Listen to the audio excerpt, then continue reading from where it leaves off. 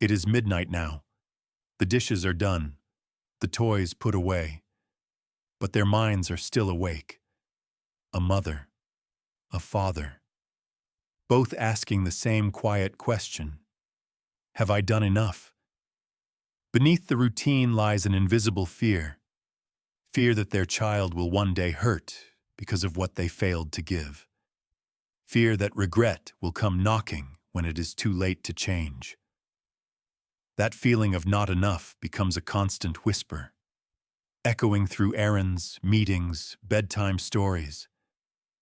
The paradox deepens. The more they love, the more they doubt. As if love itself must meet a standard. As if devotion can be measured like progress on a checklist. Seneca once wrote that humans suffer more in imagination than in reality.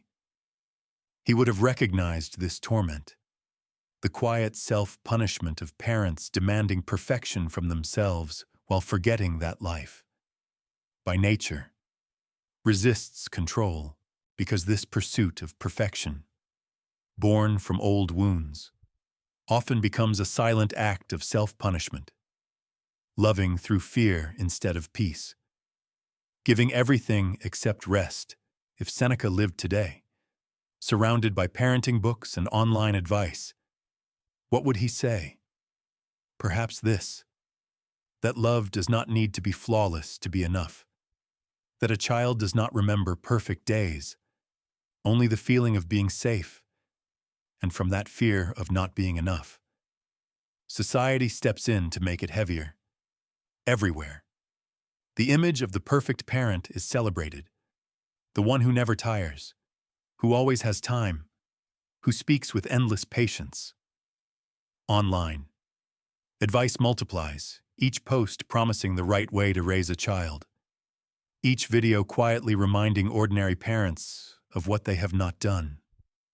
This cycle begins early. Many parents were raised in environments where love was conditional, where approval depended on achievement or obedience. As adults, they carry that same equation into parenting, believing care must be proven through constant doing. Modern culture reinforces it, rewarding productivity over presence and comparing families through curated images. Underneath, there is a quiet hunger to rewrite one's own childhood story, to give their children what they never had. Yet in trying to perfect love, they only repeat its old anxiety. Work drains them, bills tighten, the noise of survival fills every hour. By the time they come home, what remains is the residue of energy, the last fragments of patience spent on the ones they love most. They compare themselves to an ideal that does not exist and find themselves lacking. They stay up late to help with homework, then lie awake blaming themselves for losing their temper. They forget that even kindness has biological limits, that fatigue is not a flaw, but a signal. Seneca once wrote, "No one is wise when exhausted." He would have seen how modern parents confuse effort with worth, mistaking depletion for devotion. The cost of this illusion is quiet but deep. Joy fades, replaced by duty. Love becomes something to perform, not to feel. The home, once a place of rest, turns into a place of constant measurement. This belief, that if I love enough, my child will never suffer, is the seed of endless guilt. Seneca would remind us that love cannot erase pain, only teach us how to bear it.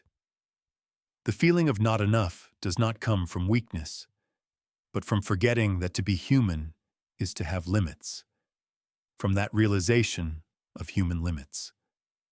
Stoicism offers a different measure of enough. It does not count the hours spent or the tasks completed, but the spirit carried in each act. To be enough is not to do everything, but to live with steadiness and clarity in what is already within reach. Seneca reminded that a wise person knows when to stop, when what they have done is sufficient to preserve inner peace. Modern parents often measure worth through excess, believing that more effort, more sacrifice, more presence will somehow guarantee a child's happiness. Yet Stoic thought shifts the focus from productivity to virtue, from doing more to doing rightly. The question is no longer how much we give, but how we give it. Enough is not when the child becomes perfect, but when we can speak and act toward them with gentleness, even in exhaustion or frustration. True presence begins the moment we accept that we cannot control everything, that love does not require mastery, but awareness. Many parents love so deeply that they try to manage their child's every emotion, to prevent every wound.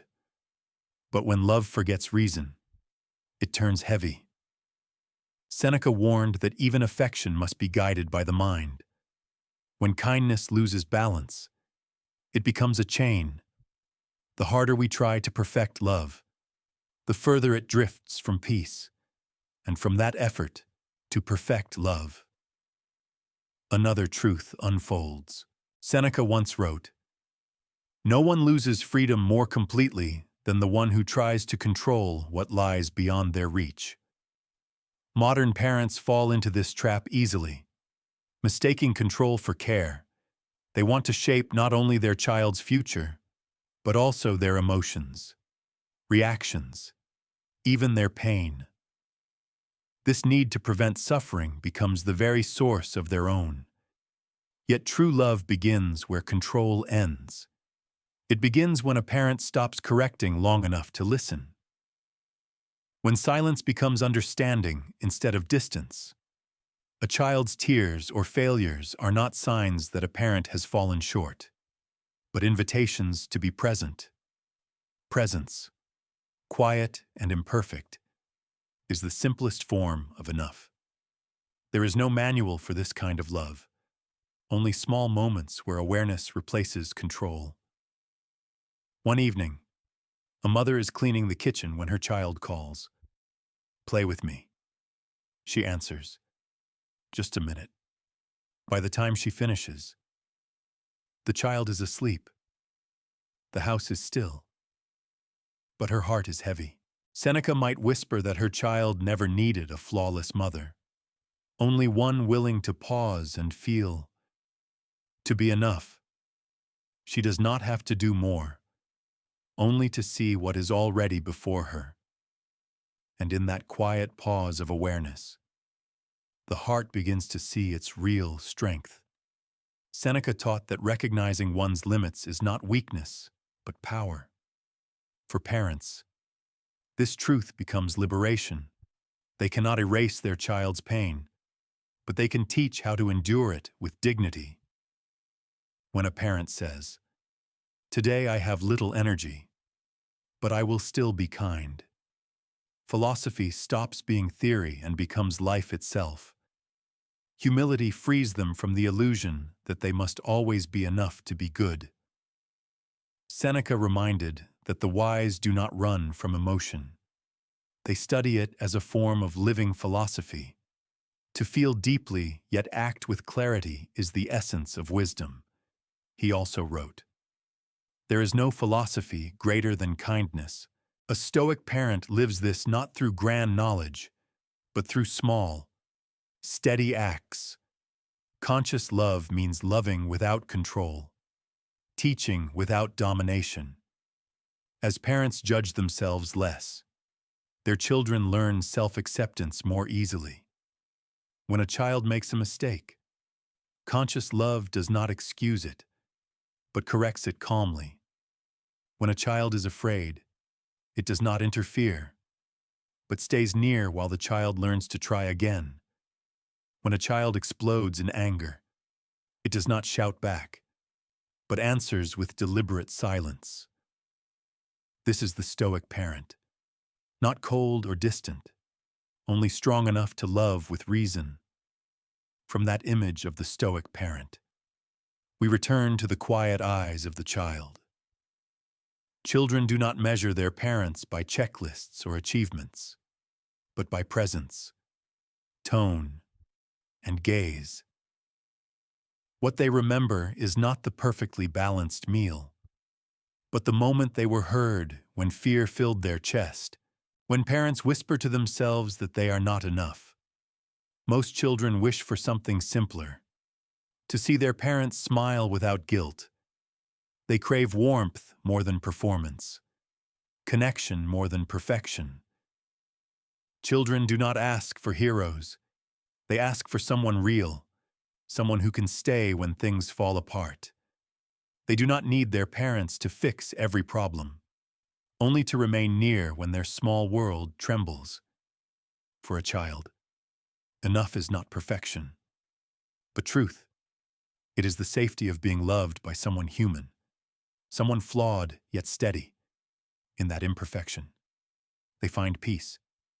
And in that peace, they learn what love really means, not as an ideal, but as a presence that does not leave. In that same spirit of quiet strength, Seneca wrote that there is no philosophy greater than kindness. For parents, this truth becomes the compass of daily life. To live stoically is not to quote wisdom, but to practice it in the smallest acts. In the unseen moments when no one is watching.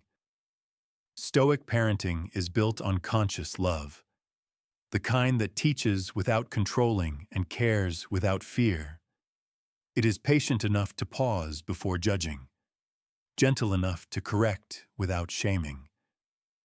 When parents learn to release self-criticism, children begin to see that mistakes are not proof of failure, but invitations to grow.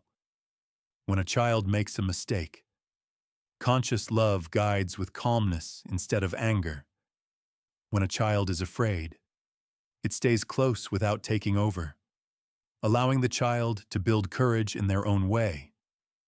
When a child shouts, it does not echo the noise back, but holds silence long enough for peace to return. This is not indifference, but discipline of the heart. The Stoic father, the Stoic mother, do not seek to be perfect, only to be present with reason and warmth. They prove that philosophy is not distant from love. It is what keeps love steady when emotion sways, following the image of the Stoic parent who loves with clarity. Daily practice becomes the quiet ground where philosophy turns into life. Each morning begins not with a race for achievement, but with a simple question. What virtue do I need to hold today? It shifts the focus from doing more to being better in moments of conflict. The practice is to pause, breathe, and choose a response shaped by virtue rather than guilt. This pause is not weakness, but mastery of self. When exhaustion comes, remind yourself that even the wise need rest. Fatigue is not a flaw. It is the body asking for care. Each evening, record one thing done right. Even the smallest act counts as enough, because awareness itself is progress.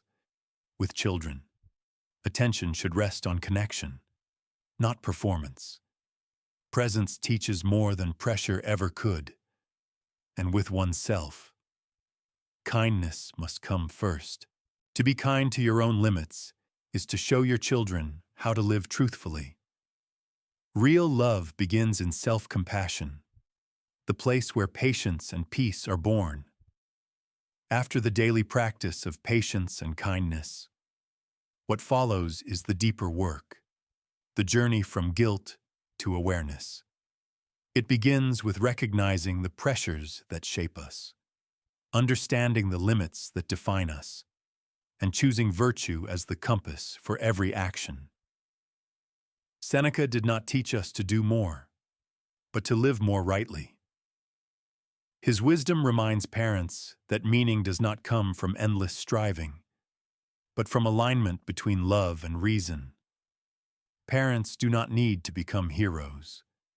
They only need to be present enough to notice, gentle enough to care.